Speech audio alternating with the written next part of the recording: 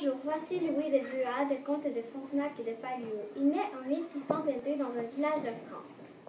Je vis d'une famille très importante et mon parrain est le roi Louis XIII, ici présent. Pendant ma jeunesse, je deviens soldat et j'habite à la cour du roi, où j'accumule de nombreuses dettes causées par mes dépenses extravagantes.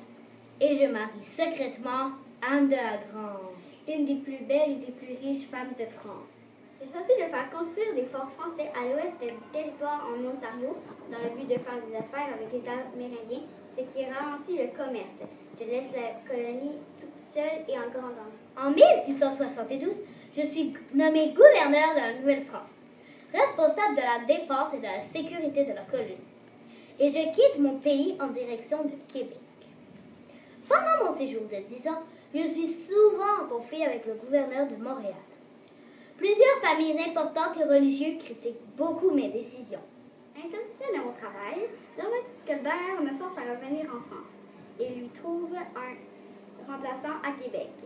Je me cherche un nouvel emploi dans mon pays natal. Pendant ce temps, les Iroquois attaquent la ville avec des armes fournies par les Anglais. Pour essayer de régler cette guerre, le roi Louis XIV lui demande d'aller contrôler l'expédition contre la ville de New York.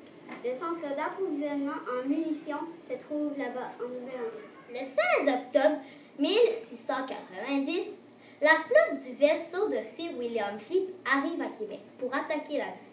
Mais je lui réponds par la bouche de mes canons, ce qui signifie que je ne commence pas une conversation et je lance des boulets de canon. Les habitants de cette colonie anglaise sont fâchés contre le gouvernement. Ils décident d'essayer de mettre la main sur la nouvelle. Lorsque la France s'en aperçoit, en 1698, le roi Louis XIV perd patience et il se prépare à me congédier. Congédier, ça veut dire m'enlever de mes fonctions. À la suite de cette victoire, je m'installe de façon permanente à Québec et je laisse les autres commandants s'occuper de la menace iroquoise. Et j'essaie de payer mes princiers et mes dépenses extravagantes. Sur le Cap aux Diamants s'élève un hôtel construit par le gouverneur Frontenac. On dit que c'est l'hôtel la plus photographié au monde. Pour rappeler l'existence de Frontenac, une station de métro et une rue portent son nom.